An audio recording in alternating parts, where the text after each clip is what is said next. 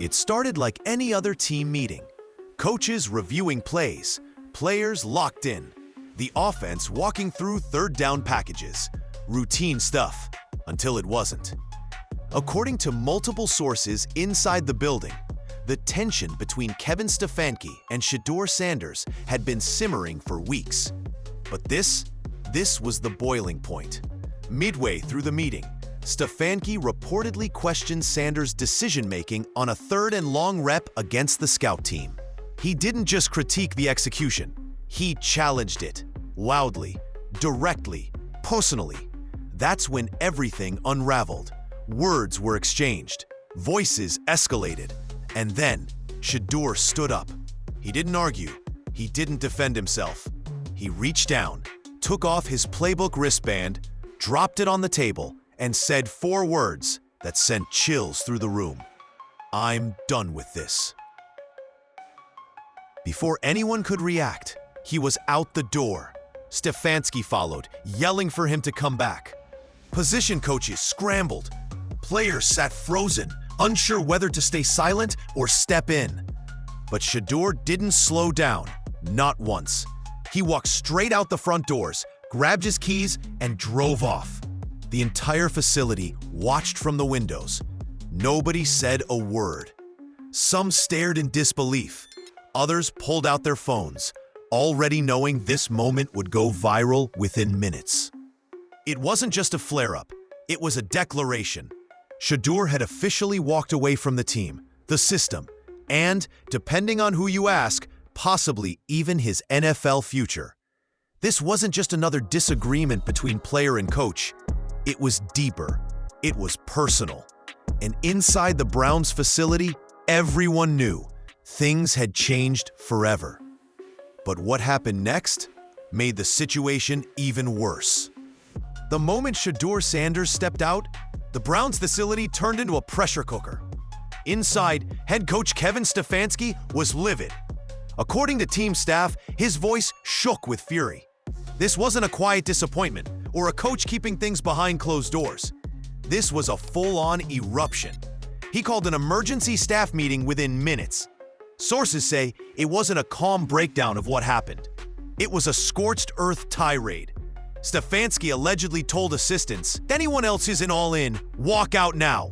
We're not catering to egos." One coach described the scene as the most intense moment he'd seen in 20 years on an NFL sideline. The locker room shattered. Offensive coordinator Alex Van Pelt sprinted outside, hoping to catch Shedeur in the parking lot. Too late. Sanders was already gone.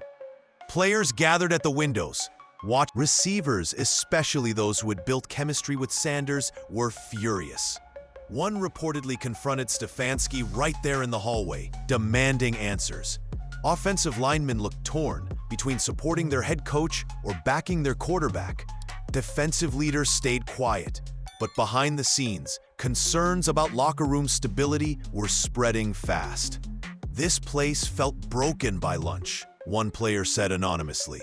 And as if things weren't chaotic enough, ownership got involved. Jimmy Haslam, the Browns owner and the man who had pushed for drafting Shedeur, heard about the walkout mid-morning.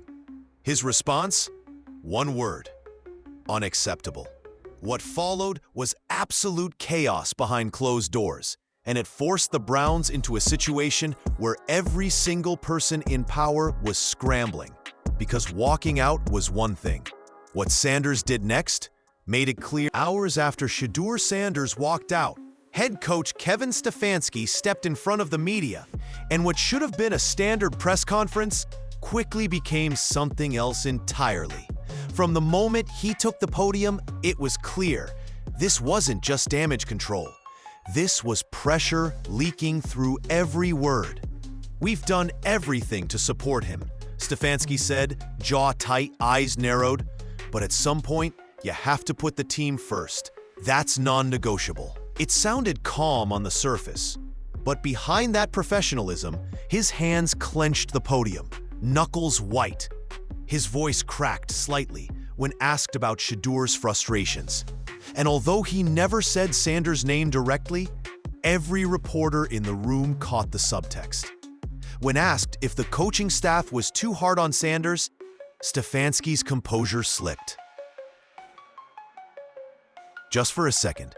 Grievances? He snapped. This is pro football, not a therapy session. You face criticism. You face pressure. That's what champions do. It was the first moment the public caught a glimpse of what sources behind the scenes had been whispering all morning. Stefanski wasn't just mad. He felt betrayed. He saw Sanders walk out not as a misunderstanding, not as immaturity, but as a full-on act of defiance. A challenge to his authority in front of the entire team, media, and league. And that's what made this moment so dangerous for everyone involved. Because now, the whole world wasn't just watching a rumor unfold. They were watching a battle for control, live, unfiltered, and unraveling fast. Shedeur had drawn the line by walking away. Now, Stefanski had made his move with a nationally televised warning shot. But it wouldn't stop there. What happened the next day shattered any illusion of fixing things quietly. By the next morning, the building felt different. You could feel the split, not just in the air, but in the players themselves. Half of the locker room stood behind Shedeur Sanders. The other half stood behind the coach. And in between, silence, frustration, and confusion. Receivers were the first to show signs of revolt. Guys who'd built timing with Sanders, who'd stayed after practice, grinding through reps with him, were furious. One veteran wideout reportedly cornered Stefanski in private, questioning why the team's franchise pick was getting singled out so relentlessly. Others voiced those feelings less directly, by not showing up for optional workouts, skipping team-building functions, or sitting stone-faced during film sessions. Offensive linemen, long seen as Stefanski's most loyal soldiers, were suddenly split. A few backed the coach publicly. Others admitted privately they didn't like how the whole situation had unfolded. It feels personal, not professional, one of them told reporters off the record. Defensive veterans tried to stay out of it, saying, "That's offense's mess, not ours." But even they knew this kind of tension doesn't stay on one side of the ball for long. Inside team meetings, the energy had drained completely. Trust was fading. And outside the facility, the fans were just as divided. Some blamed Sanders for being entitled. Others blamed Stefanski for pushing too far. Social media became a war zone, with hashtag Team Shedeur and hashtag Stefanski supporters both trending nationally. Within 24 hours, this stopped being about football. It became about power, and while the players struggled to make sense of the meltdown, the one person they all answered to was about to make his voice heard louder than anyone. Because now, the owner was involved, and he wasn't playing games. The moment Jimmy Haslam got the call, the tone of the entire franchise changed. According to team sources, the Browns owner was on a call with league executives when a staffer interrupted. "Shedeur's gone," they told him. Haslam paused, asked them to repeat it, then reportedly lost it. One source described the outburst as nuclear, another, volcanic. This wasn't just any player. This was the quarterback Haslam personally approved, despite pushback from scouts. A rookie he believed was the franchise's new face. Watching that within the hour, Haslam was on the phone with Kevin Stefanski demanding answers. No sugarcoating, no long-winded explanations. Just 3 demands. Fix it. Get Shedeur back. Make sure this never happens again. What Stefanski said in response remains behind closed doors. But what's clear is this: Haslam wasn't asking anymore. He was giving orders. And for a coach who prides himself on control, that moment signified a devastating shift in power. General manager Andrew Berry found himself trapped between 2 fires. On one side, an enraged owner pressuring for peace. On the other, a coach refusing to back down. According to one insider, Barry looked like he aged 5 years in 5 hours. He spent the entire day in crisis mode, trying to contact Sanders' reps, calming the coaching staff, and preparing statements, just in case this exploded publicly. But beneath all the scrambling was one uncomfortable truth nobody wanted to say out loud. This wasn't just a meltdown anymore. It was a war. And unless someone backed down, it would only get uglier from here. By the end of the day, the story wasn't just inside Cleveland's locker room anymore. It was everywhere. The clip of Kevin Stefanski's tense press conference went viral within hours. Analysts, players, influencers, everyone had an opinion. Shannon Sharp tweeted, "Stefanski just fumbled Cleveland's future." Skip Bayless clapped back. "Finally, a coach who isn't afraid to stand up to rookie drama." Hashtag Team Shedeur and hashtag Fire Stefanski both trended nationally at the same time. But the real chaos wasn't just online. It was inside team headquarters, where panic, intentional silence, a power move. Meanwhile, the ownership group pressed the staff for hourly updates. Every missed call, every delay, only made the situation more tense. According to insiders, Stefanski refused to budge. No apology, no special treatment. He allegedly told his staff, "If we give in now, we don't have a team, just a popularity contest." That's when Shedeur's agent fired back. He sent over a list of demands: guaranteed starting position, input on offensive play calling, and a public acknowledgement from the coach. It wasn't just about coming back. It was about coming back with leverage. Stefanski's reported response? Simple and brutal. He returns on my terms or not at all. At that point, it was obvious. Neither side was backing down. Not the coach, not the player. And the front office, powerless to mediate. This was the kind of clash that ends someone's career. And as the media frenzy exploded, even the league offices began keeping tabs. Because this wasn't just a Cleveland problem now. It was a league-wide spectacle with no end in sight. For Shedeur Sanders, walking out made a statement.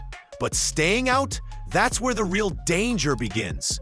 On paper, Sanders is still just a rookie. A 5th-round pick with a standard 4-year contract.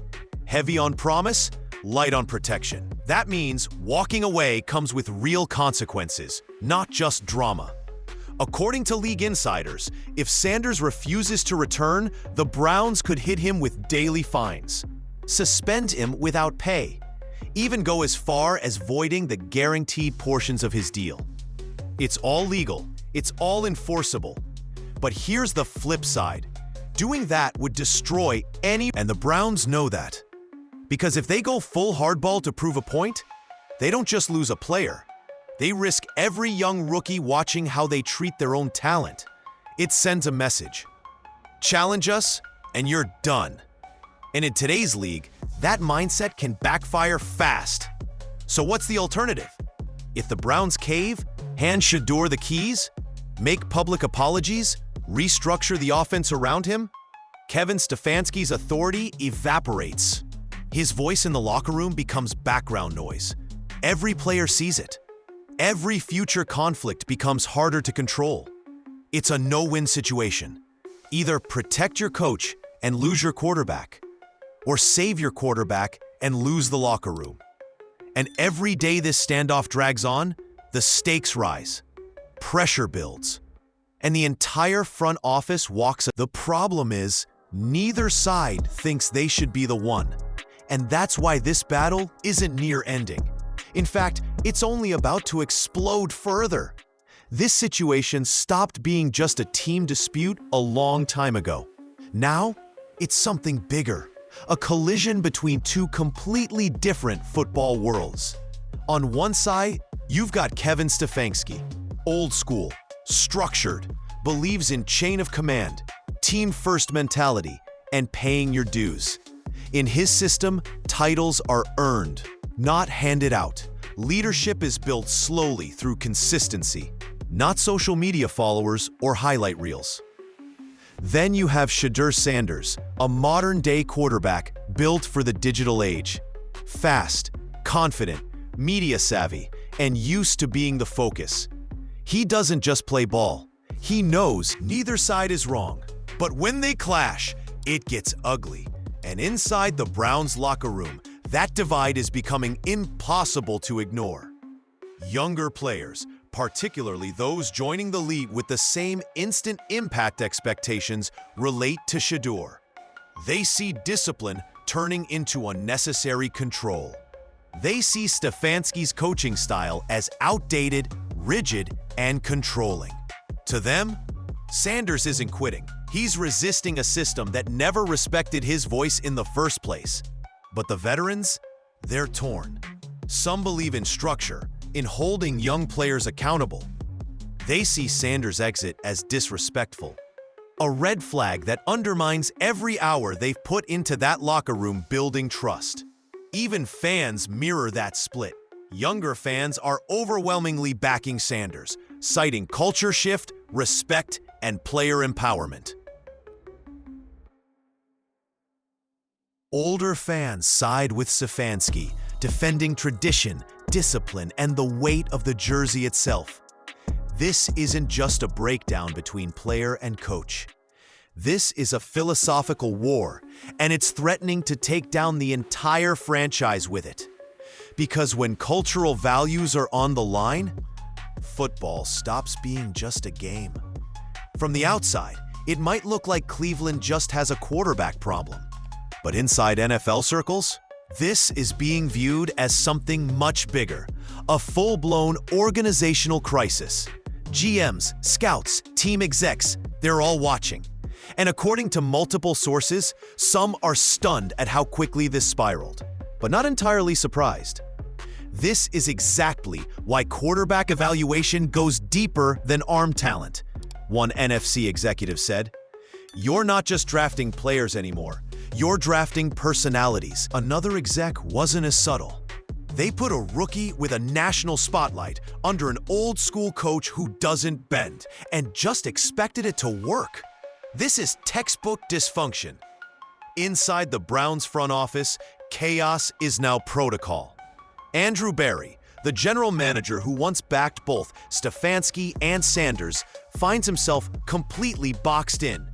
He can't replace the head coach mid-season without ownership backlash or signal to the league that leadership is unstable. But he also can't alienate the rookie QB, especially not the one ownership personally endorsed. Insiders say Berry has held back-to-back emergency meetings with player reps, agents, and NFLPA advisors. Every move now is being documented, not just to fix things, but to cover themselves if it all collapses. It's now a test case in what happens when modern player autonomy collides with rigid team structures, and it's playing out on a national stage under a microscope. And the worst part? Every team watching knows this could happen to them next. That's why the rest of the league isn't just watching the explosion, they're studying it. Because what happens in Cleveland next could rewrite how teams handle players for years. At this point, there are only a few ways this can end, and none of them look good.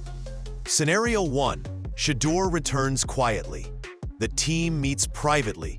A handshake happens behind closed doors. Everyone saves face publicly, calls it a misunderstanding. Shedeur gets back on the field. The season continues. But make no mistake, the damage is permanent. Trust has been shattered. Scenario 2, Stefanski gets fired. Ownership sides with the player. Stefanski is let go either now or quietly after the season.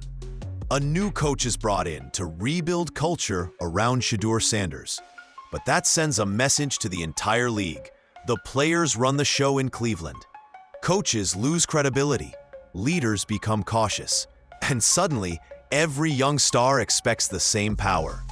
Scenario 3, Shedeur gets traded. The Browns decide enough is enough. They ship Sanders off, collect draft picks, and move on. Stefanski stays in control and order is restored, on paper. But image-wise, it's a nightmare. Cleveland becomes the team that gave up on their rookie before his first full season. Fans revolt. The front office is painted as unstable. Free agents start thinking twice. Scenario 4. The standoff continues. No resolution, no trade, no return. Just silence. The locker room crumbles. The season falls apart. Morale hits rock bottom. And everyone eventually loses their job anyway. This, the scorched earth path. And right now, some believe it's the most likely. No matter how this plays out, the Browns face an identity crisis. One decision, one power move has set the franchise on fire. And the worst part? They still might not know how to put it out. This isn't just about a quarterback walking out or a coach losing control. It's about something deeper. What happens when leadership collapses and culture cracks wide open? The Browns weren't just hoping Shedeur Sanders would play well. He was meant to represent a turning point, a new era, a new identity. But instead of stability, his arrival. In most NFL stories, there's a villain, a side to root for, someone clearly right, someone clearly wrong. Not here. Stefanski isn't a bad coach. Sanders isn't a bad player. But their values, their styles, and their visions for leadership simply don't fit. And in a league built on structure, that kind of misalignment is fatal. Fans expected excitement this season. What they've gotten is an unraveling in real time, and a franchise staring down another rebuild before the current one even finished. Because once culture slips, authority fractures, and communication breaks down, wins stop mattering. Talent gets wasted, and chaos becomes the core identity. That's where Cleveland is right now. And they may already, before October even arrived, the season may already be beyond repair. Front office scrambling, coaches divided, players walking on eggshells, Shedeur gone, Stefanski cornered, and ownership desperate. One decision lit the fire. Now everything's burning, and someone's going to pay the price. Maybe it's the coach, maybe the quarterback, maybe everyone. But one thing is clear, this isn't just a controversy. It's the unraveling of a franchise.